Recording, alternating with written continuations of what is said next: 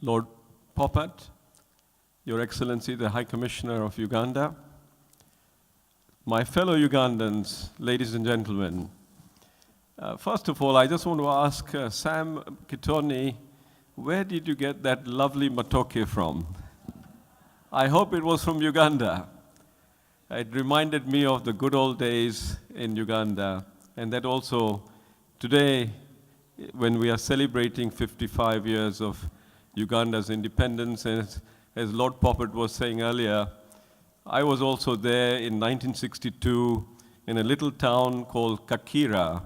Some of you might know, which is about 10 miles from Jinja, where I was standing in this muddy road on the side, holding the Uganda flag very proudly, whilst the motorcade of Dr. Milton Obote, the then president, motorcade, passed through. And it was such a beautiful moment for us to remember. So remember, I'm a fellow Ugandan just like all of you.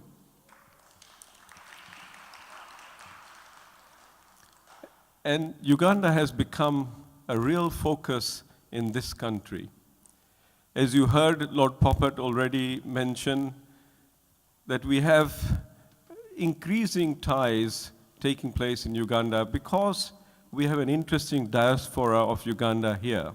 And I'm so glad that Samuel Kitoni and his team are now widening the Ugandan diaspora from everybody who was born in Uganda to also people who were born in Uganda and now living here, people like us, to participate in this convention, in this get-together, in this celebration. I'm so proud of that. I'm so proud of being part of that occasion. And as we heard Lord Popat is, and as we were talking to the High Commissioner, so he is. So we are all together to promote Uganda. And I think the vision that Sam, you and your team are putting forward for the future of Uganda is very fascinating and very interesting. And dare I say that something similar like this is not happening for any other African countries. So there is already leadership, there is already vision that is taking place. And I'm really, really, really amazed about the attitude and the work that the team is doing. Samuel has been coming to see me on and off to take views and advice. And I can assure you that he is a man of vision.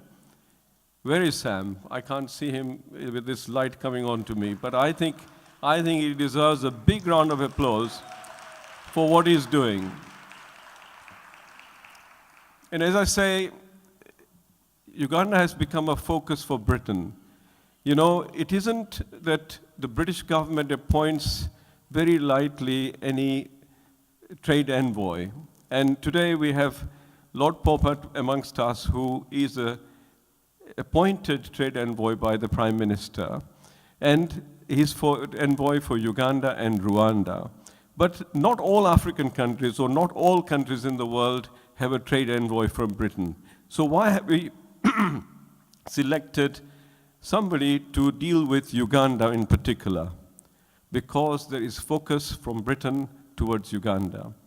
And I think that is something to remember. And Lord Popat, being a Ugandan, is putting a huge amount of effort. Dollar, I congratulate you. Everywhere I hear, amongst many, many people, that there's a man who's working very hard for Uganda, and there you are. We have amongst you that.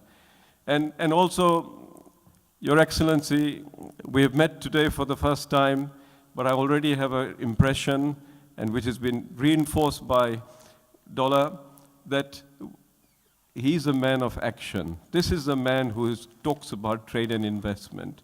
And this is the focus for someone like me, being involved with the London Chamber of Commerce. And by the way, the lady was asking, what is this Chamber of Commerce? So I'll just spend 2-3 minutes explaining what we do. We are a membership organization, but we represent businesses. Our interest is totally commerce and business and investment. And it is the oldest body in the UK. We are about 140 years old.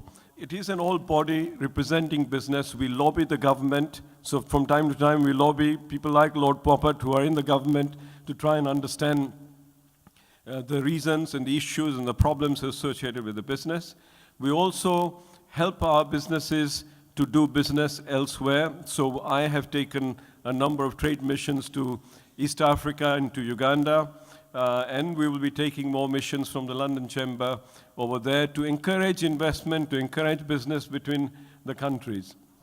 And it is a two-way business, when we have to make sure that it works in a two-way fashion. So I am here to do that, and regularly we try and promote the business that is taking place between Uganda and the UK. With the event of Brexit, the focus for Uganda and Africa is increasing. Out of the top 20 fastest economies of the world today, 10 are African, and Uganda is one of them. So amongst the countries that I feel that works, there are about 6 African countries, and Uganda is one of them, that are really focused on moving forward. Yes, that doesn't mean that everything is hunky-dory and doing well. There's a lot of work to be done, a lot of influence to happen, a lot of effort to be put in. And this is where we can be of assistance from the London Chamber to try and produce action, try and get work done, investments achieved. And I was absolutely delighted to see that one of our Ugandan Asians is now, with this company called Waves over there, is building apartments and selling them in Uganda, in Kampala. That's wonderful. This is the investment that is taking place. It's just a little bit about myself personally. My grandfather was born in India, but he settled in Uganda in 1914. Exactly 100 years after, his great-grandson, my son, has gone back. He was educated, born here, but he's gone and now settled in Uganda and doing business there. He runs a school in Wakiso district. So this is the interest that people can develop in Uganda. We talk about business and investment, and that is what needs to carry on. We have seen the wave of growth that has taken place in countries like China and in India. And I assure you the time for Africa has come, and time for Uganda has come, and we must all work together to promote this beautiful country to achieve real success in time to come. Thank you very much.